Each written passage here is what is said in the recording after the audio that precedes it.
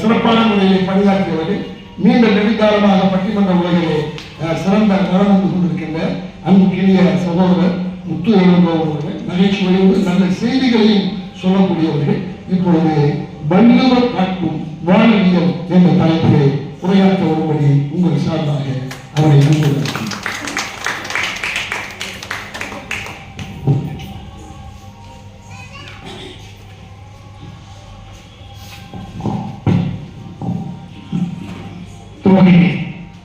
உலகம் கந்தம் சுடற்கலப்பிற்கும் வெற்றி வாங்கியே சுமக்கவேளை வணங்குவதை வேலை என்று உங்களை எல்லாம் வணங்கி தொடங்குகிறேன்.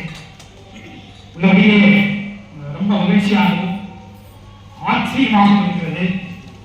கம்பம் மாநகரம் ஒரு தொழில் நகரம் என்றுதான் நான் கேள்விப்பட்டிருக்கிறேன். இங்கே இத்தனை இலக்கிய கர்த்தாக்கள், இத்தனை பேச்சாளர்கள், இத்தனை பாடல்கள், இத்தனை சிந்தனைவாதிகள் இருக்கிறீர்கள். ஐயா பரதன் அவர்கள் உருவாக்கி இருக்கிறார்கள் என்ற போது ஏன்னா பேச்சாளர்கள் வந்து இப்படி வருகிற ஒவ்வொருவருமே இப்படி பேசுனீங்கன்னா அடுத்த வாரம் வந்து வெளியே பேச்சாளர்களை கூப்பிட வேண்டிய அவசியம் இல்லை என்றுதான் நினைக்கிறேன். உங்களுடைய சொந்த மாணவர்களை உடைய மாணவர்கள் அதை வணங்கி வருகிறேன். நான் மதுரையை கேள்விப்பட்டிருக்கேன். மதுரை வந்து சங்க வைத்து வளர்த்த மதுரை முதல் சங்கம் இடைச்சங்கம் கடைச்சங்கம் இருந்தது. அதாவது மதுரை மாநகரத்தில் இலக்கியங்கள் அதிகமாக இருக்கும் என்பதெல்லாம் தெரிந்த செய்தி. ஆனால் இந்த கம்பம் மாநகரம் இத்தனை இலக்கிய கர்த்தாக்களை, இத்தனை பாடல்களை, இத்தனை சிந்தனைவாதிகளை கொண்டிருப்பது ரொம்ப மகிழ்ச்சி. ஐயா பாரதன் அவர்கள் உருவாக்கி கொண்டிருக்கிறார்கள் என்பதிலேயும் எனக்கு மகிழ்ச்சி. உங்களை எல்லாம் நான் என்னுடைய மனவெளிமைகளை வணங்கி மகிழ்கிறேன். ரொம்ப ஒரு அற்புதமான நிகழ்ச்சி. நம்முடைய கம்பம் பாரத தமிழ் இலக்கிய பேரவையும் தமிழ்நாடு அரசுடைய தமிழ் வளர்ச்சித்துறையும் இணைந்து இந்த திருக்குறள் புதிய வகுப்பினை நடத்தி கொண்டிருக்கிறது.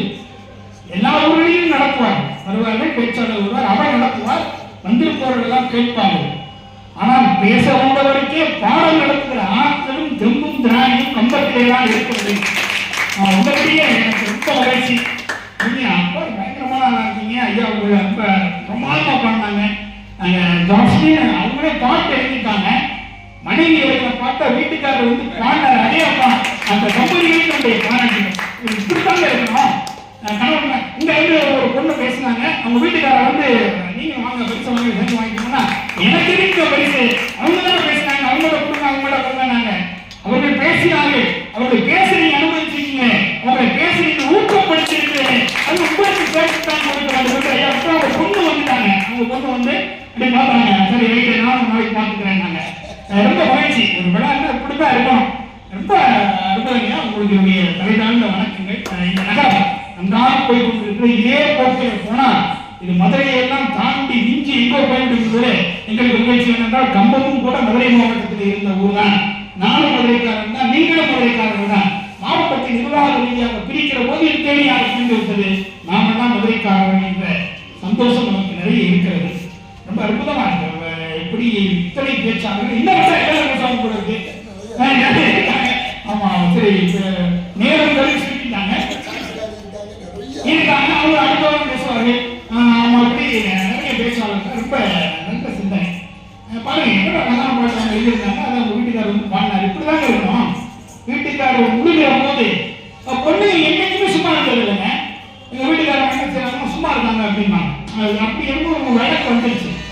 இந்த பெண் குறிப்பாக தமிழ் பெண்கள் 2000 வருஷம் 3000 வருஷம் என்னைக்கு எடுத்தாலும் சரி, இந்த தமிழ் பெண்கள் என்றைக்கும் சும்மா இருக்கிறதாக சரித்திரமே கிடையாதுங்க. சும்மாவே இருந்ததில்லை. அந்த வீட்டை தூக்கி இருக்கணும். அவ்வளவுதான். வீட்டுக்காரர் கொடுக்குறாங்கன்னா அங்க கடை எடுத்தவங்க, நாட்டு எடுத்தவங்க, தண்ணி பாய்ச்சினவங்க, வீட்டுக்காரருக்கு சாப்பாடு அந்த கஞ்சி கடையை தூக்கி வந்து அவனை உழவைத்தவராக பெண் இருந்தான். ஆனா இந்த காலத்துக்கு ஒரு வழக்கு வந்து ஐயா திருக்குறளுக்கு வரேன். என்னடா பாடி திருக்குறளுக்கு போயிட்டே இருக்காருன்னு நினைக்காதீங்க. திருக்குறளை கூட நீங்க பேசிட்டீங்க. அட்டே அப்பா தங்கச்சி சொன்னாங்களே, அச்சா அடிபசி தீர்த்தல் அது ஒருவன் பெற்றான் பொருள் வைப்பொடி அப்படின்னா திருவள்ளுவர் சொல்றார். உண்ட நிறைய பணம் இருக்கா, காசு இருக்கா, அது எங்க போட்டு வைக்கணும் சொல்லலாம். கேட்போம், பேங்க்ல போட்டு வைக்கிறாங்க. பேங்க்ல போட்டு வைக்க நல்ல வெட்டி கிடைக்கும். போஸ்ட் ஆஃபீஸ் போஸ்ட் ஆஃபீஸ் போட்டு வைக்கலாம், அதுக்கு நல்ல வெட்டி கிடைக்கும். அந்த மாதிரி ஷேர் மார்க்கெட்ல போடுங்க, பிரமாதமா பணம் வரும். இப்படித்தான் நம்மளுக்கு தெரியும். ஒரு தொழில் ஆரம்பிங்க, பணம் வரும். அதுல கொஞ்சம் பேருக்கு வட்டி கொடுங்க, பயங்கரமா காசு வரும். வட்டிக்கு விட்டா குட்டி போடும். வட்டிக்கு விட்டா கூட தூக்கி நொட்டி வீட்டை கட்டிடுவாங்க தெரிஞ்சுக்கணும் அப்படிங்க. அவன் அப்படி சொல்லுவாங்க, ஐடியா கொடுப்பாங்க. ஆனா திருவள்ளுவர் என்ன சொன்னாரு, உன்கிட்ட காசு நிறைய இருக்கா, பணம் நிறைய இருக்கா, எங்க போட்டு வைக்கணும், எங்க போட்டு வச்ச நிறைய பணம் கிடைக்கும் சொல்லாதுமா, அவனுடைய வயிறு பசித்து இருக்கிறதோ அவன் வயிற்றுல கொண்டு போய் அவன் காசை போடுறான். அது மாதிரி பணம் எங்கே கிடைக்கிறாங்க. ஆமா, அச்சான் அடிமசி தீர்த்து அதுவன் பெற்றான் பொருள் வைப்படி விட்ட காசு இல்லை. யாராவது பசியோடு இருந்தால், நான் சாப்பிட்டு 2 நாள் ஆச்சு 3 நாள் ஆச்சு கண்ணு காலம் அடைக்குன்னு சொன்னானா அவனை கூட்டிட்டு போய் ஒரு 100 ரூபாய்க்கு இல்லை 200 ரூபாய்க்கு 300 ரூபாய்க்கு அவன் வயிறார சாப்பாடு போட்டினா அது உண்மை மாத்திரமல்ல உன்னுடைய சந்ததி உன்னுடைய பரம்பரை வாழ வைக்கும் வளர வைக்கும் என்று சொன்ன அந்த திருவள்ளுவரை வணங்க வேண்டும். அதனால நம்ம தெரிஞ்சுக்கணும். யாராவது எனக்கு பசிக்குதுன்னு சொன்னாங்க மாத்திரம் அவனுக்கு நீங்க உதவி பண்ணாம இருக்கிறாருங்க. திருவள்ளுவர் அதைத்தான் சொன்னாரு. அது ரொம்ப சௌகரியம் ரொம்ப அழகா சொன்னாங்க. அவங்களுக்கு உங்கள் சார்பாக நீங்க ஒரு பெரிய பணத்தை கடவுள் இருக்கிறாங்க.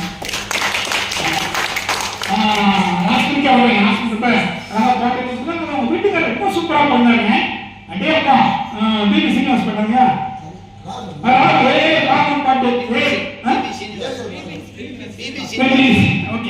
அப்படியே பண்ணாரு. ரொம்ப அழகா பண்ணாரு. ரொம்ப பிரமாதமா இருந்தது. அது இருக்கிற செய்திகள் ரொம்ப தெளிவான செய்திகள் இருந்தது.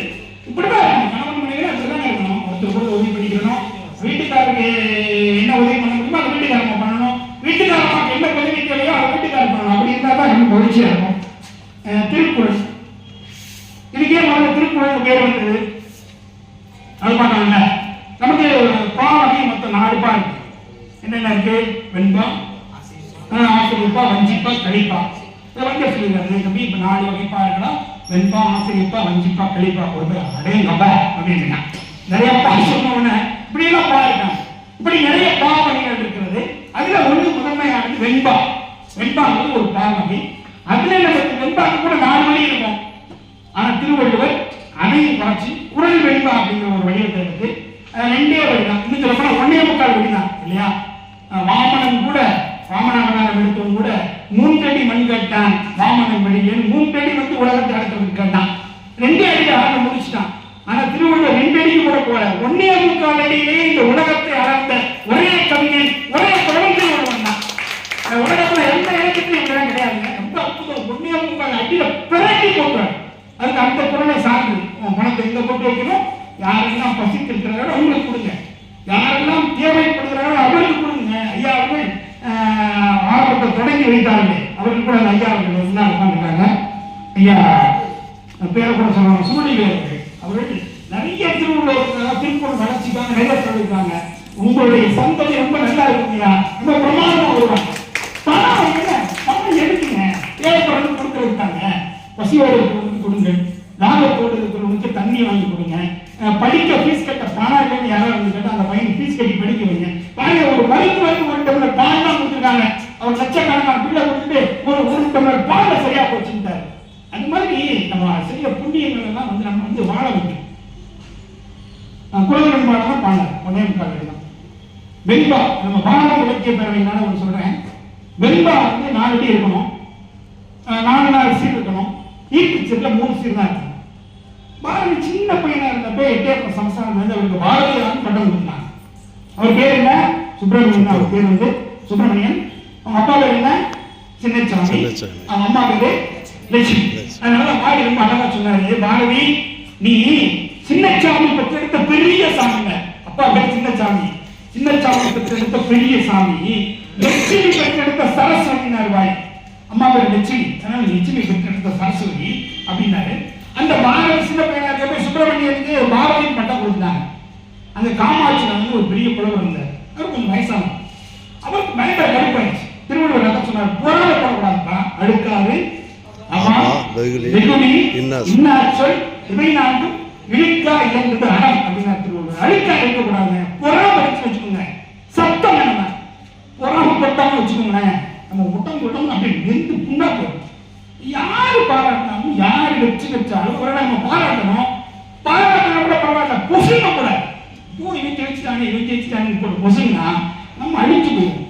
அப்படி பாரதிய பட்டம் கொடுத்தா அந்த காமாட்சி நாடுங்கிற புலவருக்கு ரொம்ப கடுப்பாயிடுச்சு. காந்திமதி நாடு காந்திமதி நாடு பயங்கர இதாயிடுச்சு. நான்லாம் பெரிய ஆளு, நான்லாம் எவ்வளோ கவிதை பாடிட்டு சின்ன பையன் பொடிப்பையன்.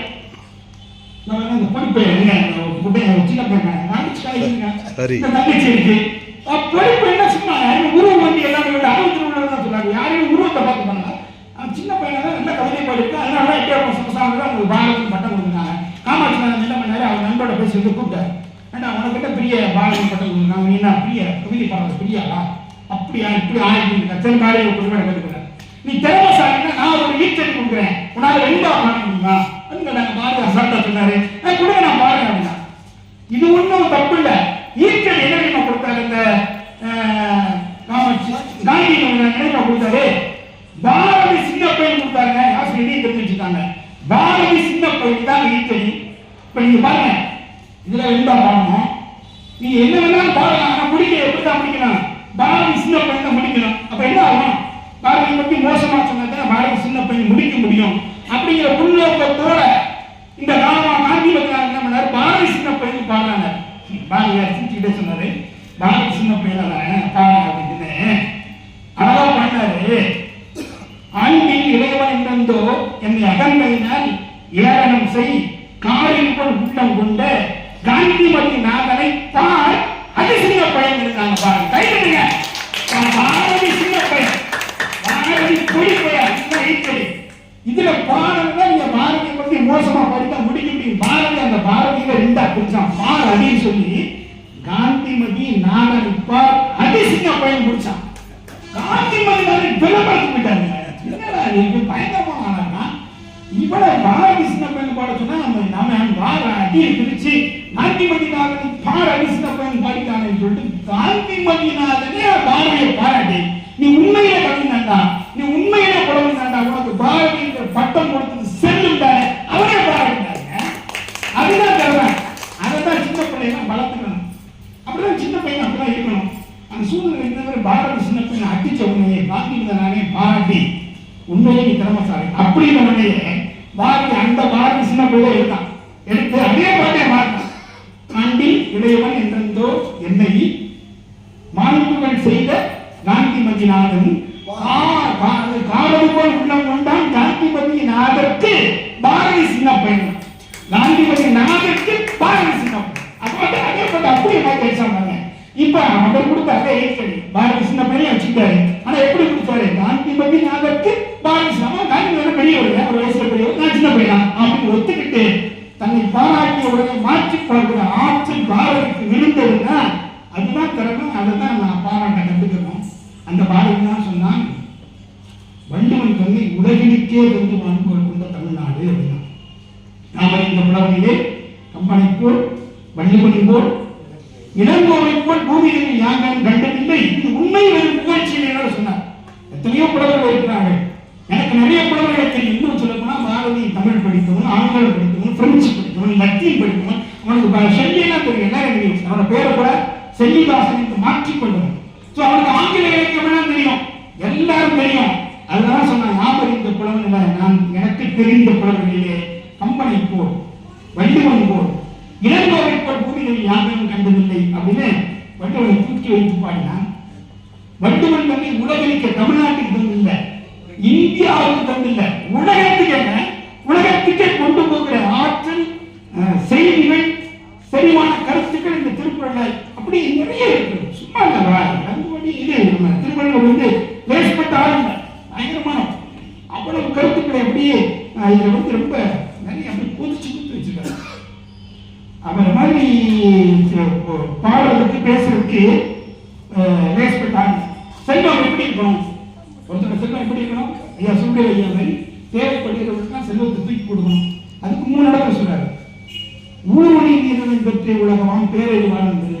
ஊர்மையில தண்ணி இருந்துச்சு வச்சுக்கோங்க, அங்க யாரு வேணாலும் போகலாம், தண்ணி எடுக்கலாம், குளிக்கலாம், அங்கேயே துவைக்கலாம், ஆடு மாடெல்லாம் போய் தண்ணி பிடிக்கலாம், யார் யாருக்கெல்லாம் வேண்டுமோ எல்லோரும் வந்து அதை பயன்படுத்திக் கொள்ளலாம். நல்ல வண்ணத்தில் இருக்கிற செல்வம் ஊரணியிலே நீர் நிறைந்தது போல. அப்படித்தான் நம்மளுக்கும் செல்வம் இருந்தால் அப்படித்தான் இருக்கணும். எல்லாருக்கும் உதவும். முதல்ல நம்ம குடும்பத்தில் இருக்கவங்களுக்கு கொடுக்கணும், அப்புறம் நம்ம சொந்தக்காரங்களுக்கு கொடுக்கணும், அப்புறம் நம்ம குடும்பத்தவங்க எல்லாருக்கும் சொல்லணும். ஆனா இது மூணு சொல்லியிருக்காரு, உன்னுடைய சமையல் எத்தனை வீட்டுக்கு அந்த வாசம் போகிறதோ அத்தனை வீட்டுக்கு உன்னுடைய உணவு போக வேண்டும். நீங்க என்ன சமைக்கிறீங்களோ அந்த சமையலோட வாசம் எத்தனை வீட்டுக்கு போகுமோ அத்தனை வீட்டுக்கு என்ன செய்யணும், அது உங்களோட சாப்பாடு போகும். பிரியாணி செஞ்சா பிரியாணி வாசம் எத்தனை வீட்டுக்கு போகும் அத்தனை வீட்டுக்கு நம்ம வீட்டு பிரியாணி போயிட்டு இருக்கோம். அதனால திருவள்ளுவர் கூட சொன்னார், முகம் நகை நிற்பது நட்பன்று, நெஞ்செடுத்து அகம் நகை நிற்பது நட்பு. முகம் நகை நிற்பது சும்மா முகம் மட்டும் சிரிச்சு பேசினா பத்தாது, அகமும் சிரிக்க வேண்டும், அப்படித்தான் நட்பு இருக்க வேண்டும். அதுக்கு நமக்கு பயன் எழுதிருக்காங்க. முகம் நகை நிற்பது நட்பன்று, நெஞ்செடுத்து அகம் நகை நிற்பது நட்பு எழுதலாம். முகம் நகை நிற்பது நட்பன்று, ரம்ஜானுக்கு பிரியாணி கொடுத்த மகமது நட்பே நட்பு அப்படின்னா ரம்ஜானுக்கு பிரியாணி கொடுக்கிற அகமது நட்பு தான் நட்பு அப்படிங்கிற மாதிரி உங்களுடைய சமையலுடைய வாசம் எத்தனை வீட்டுக்கு போகுதோ அத்தனை வீட்டுக்கு உங்களுடைய சாப்பாடு போக வேண்டும். அவர் பிரிச்சு கொடுக்கணுங்க. நம்ம திருமணம் சொல்லியிருக்கார், யாவருக்குமா இறைவருக்கு ஒரு பச்சிலை. ஒரு சாமி கூட போறியா, சிவபெருமான கூட போறியா, ஒரு வீட்டை இடையே போடும், பெருமாளை கூட போறியா, துளசியை போடு. சகோதரி பாருங்க, அப்புறம் மகாபாரத்தை கரண்டி எடுக்கிறாங்க. பிராணங்கள்லாம் சொல்றாங்க, நல்லவனுக்கெல்லாம் நல்லவன் என்று கேட்க போகிறான் என்ற ஒரு பெரிய செய்தி. அப்படி யாவருக்குமா இறைவருக்கு ஒரு பச்சிலை, யாவருக்குமா பசுவுக்கு ஒரு வாயிலை. கோயிலுக்கு போறீங்களா, இல்ல ஒரு திருவிழா ஒரு அகத்திக்கை இறந்து ஒரு பசுமாடு கொடுங்க போதுங்க, அது அவ்வளவு புண்ணியம்.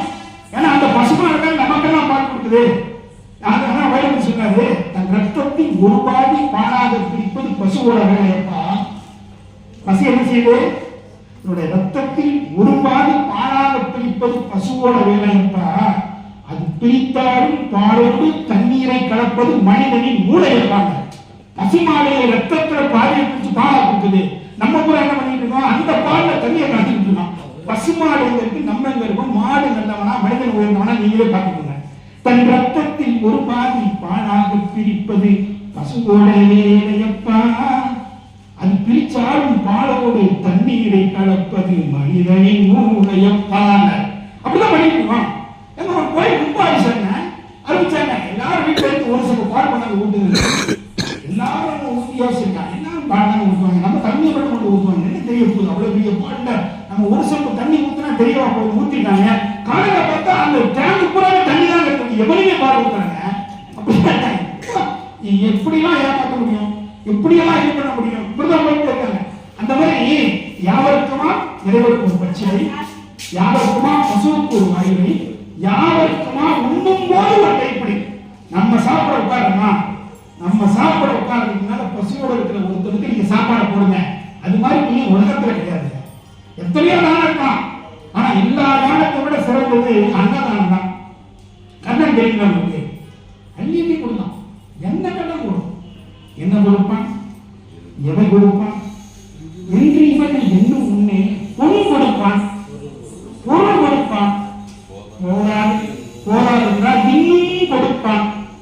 இவன் குறைவு என்றால் தன்னை கொடுப்பான், தன் உயிரை தான் கொடுப்பான். தயாநிதி அப்படிப்பட்டவங்க கண்ணன்.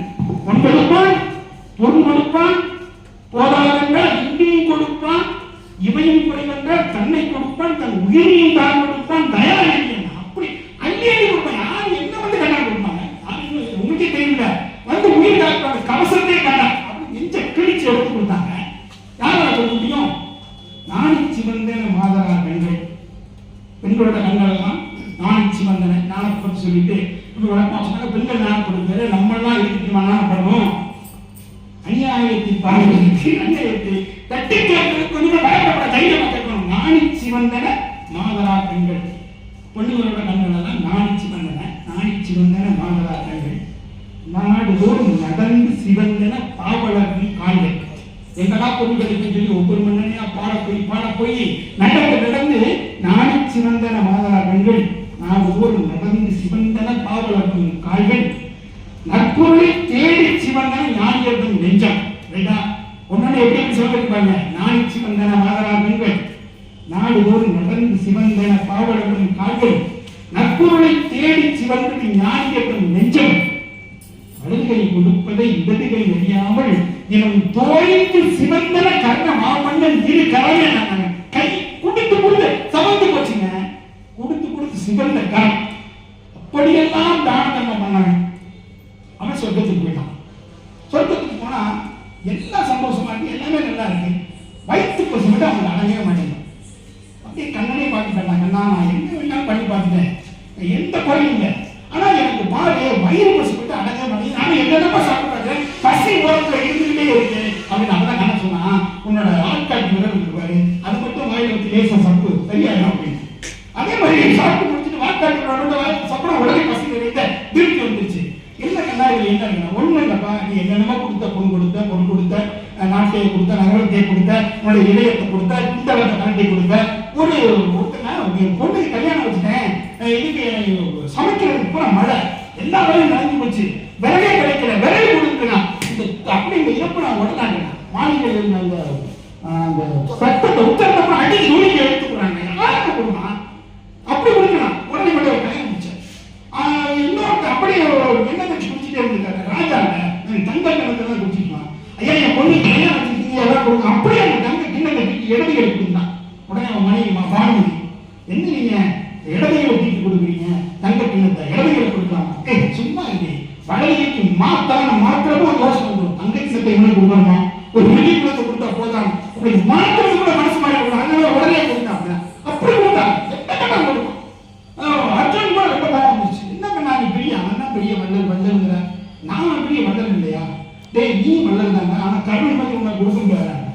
சரி நீ கூட ஒரு மனுஷன் இப்போவே நான் பாருங்க. சரி ஓகே, நானே ஒரு தங்க மலையை தரேன், நீ வரணும்னா கொடு.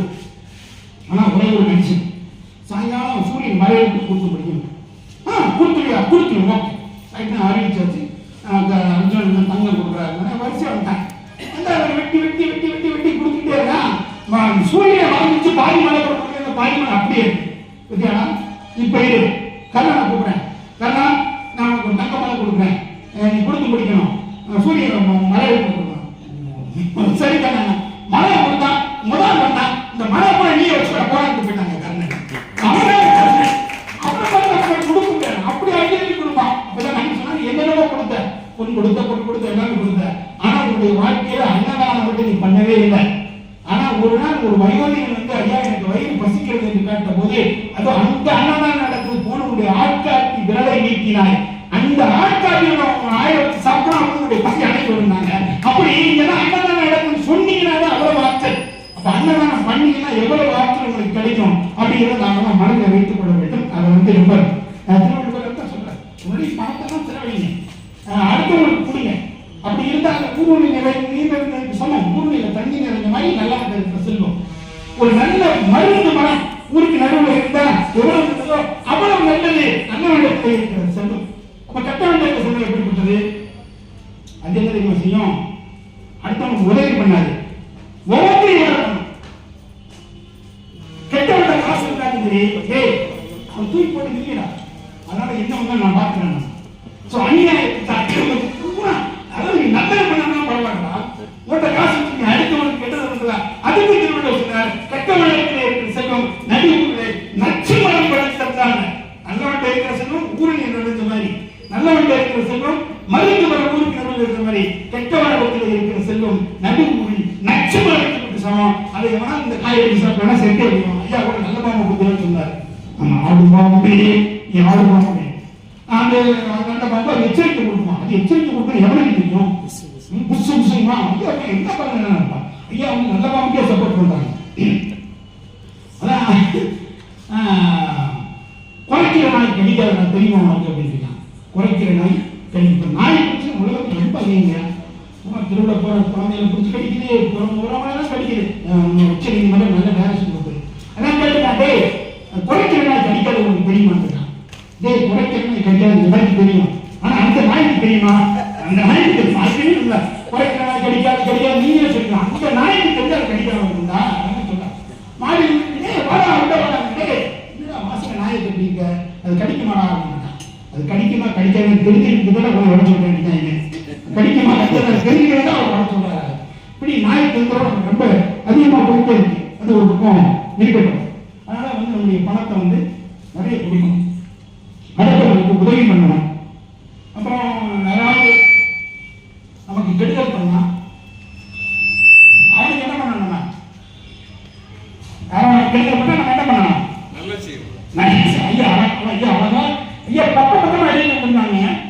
தாமத்து பாட்டை ரசிச்சு ரசிச்சு ரொம்ப ரொம்ப நல்லா இருந்ததுங்க. அதெல்லாம் எழுதி வச்சு அப்படிதான் வரணும். எதுனாலும் டீச்சர்ஸ் வந்து கிளாஸுக்கு போகிறதுனா நோட்ஸ் ஆஃப் லெசன் எழுதி தான் போகணும். பாடம் எழுதி பாடங்கிறதுனால கரெக்டாக இருக்கும். அதனால ஐயா எழுதி வச்சு நீட்டாக பேசலாம். இன்பத்து பாடலை திருக்குறள் பயங்கரமானதுங்க. ஒரு இடத்துல சொல்றாரு, இருநோக்கி இவற்றின் உணவு. இந்த பார்வையில ரெண்டு இருக்குங்க. ஒண்ணு நோய் நோக்கு, மற்றொன்று அதுக்கு மருந்துங்க. அவர்கிட்ட ரெண்டு பார்வை. ஒரு பார்வை பார்த்தானா அப்படி நோயை சத்தா, இன்னொரு பார்வை பார்த்தான்னு சொன்னாங்க நோய் கூட போயிருங்க. ரெண்டு பார்வையும் அவங்க தான் இருக்குங்க.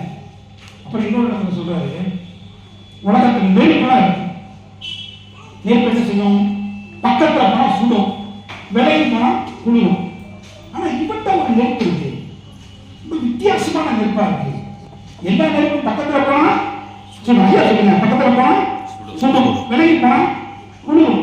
இவட்ட ஒரு நெருப்பு இருக்குங்க, பக்கத்துல போனா குளிருது, விலைக்கு போனா சுடுது அப்படிங்க. கை கட்டி இருக்கலாம். இவ்வளவு அழகா சொல்லியிருக்க மயங்க பார்த்துருக்கேன். இவட்ட ஒரு நெருப்பு இருக்கு, இந்த நெருப்பு பக்கத்துல போனா சந்தோஷமா இருக்கு, அவளை விட்டு விலைக்கு போனா என்ன செய்யுது? சுடுது அப்படின்னா. அப்படி எல்லாத்துலயுமே திருவள்ளுவர் வந்து எக்ஸ்பர்ட். நம்ம உப்பமை சென்றால் குழந்தைங்கிறார். புருஷன் சண்டை வந்தா ஊடல் பேரு, யார் பேசுறதுன்னு போட்டி இருக்கும். அப்படியே இருக்கணும். ஜாஸ்மி வீட்டுக்கார மாதிரி சண்டை போட்டா உடனே நம்ம சேர்ந்துக்கணும். யார் ஜெயிக்கிறது யார் தோற்று பார்க்க கூடாது. அதுக்கு திருவள்ளுவர் உடனே தோற்றாலே வென்றார். யார் தோற்று போய் முதல்ல போய் பேசுறானோ அவன் தான் ஜெயிக்க வேண்டாங்க. நமக்கும் கொண்டாடி சண்டை வந்துட்டான், நம்ம என்ன செய்யணும்?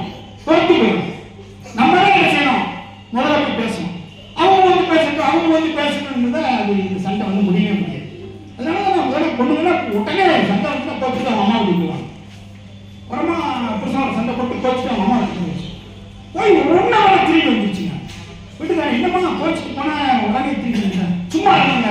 நான் கோச்சுக்கு எங்க அம்மா வீட்டுக்கு போனா எங்க அம்மா கோச்சு அவங்க அம்மா வீட்டுக்கு போயிட்டாங்க. இப்ப பரபர பண்ணேன்.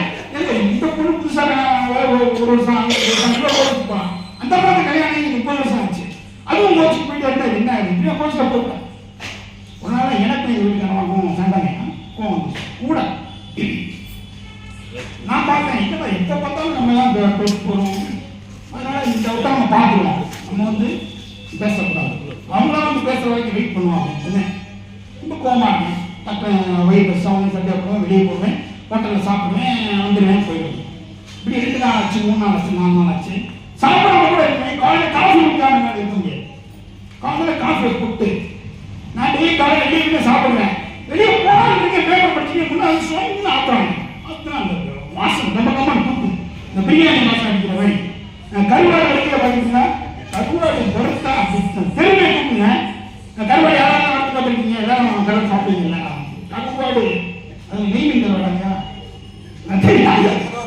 ஐயா ஐயா கருவாடு சாப்பிடுங்க. ஆமா, கருவாடுனா பொடிச்சோம்னா அவ்வளோ வாசம். அதனால வந்து அப்படி காஃபியை கூட அவங்க ஆத்துறாங்க வாசம் அடி. நான் இருக்கிற ஒரு கோழி சார் வாங்கி போட்டுங்க. டக்கு இந்த பண்ணிட்டாங்க. அது சுற்றி வந்து அந்த கோழி ஆடுவாங்க.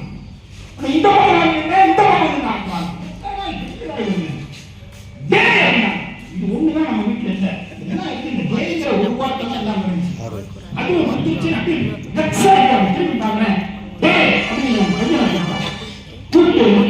உங்க அப்பனுக்கு காஃபி வேணுமான்னு கேட்கலாம். சரி, உங்க வீட்டுக்காரங்க உங்க அப்பனுக்கு நான் கடுப்பாச்சு.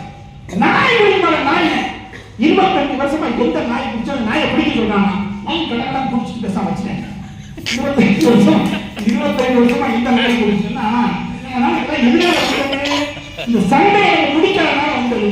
அதனால வந்து வீட்டுக்காரு சண்டை போடக்கூடாது. சண்டை போட்டா என்ன செய்யணும்? உடனே சமாதானம் ஆயிடும்.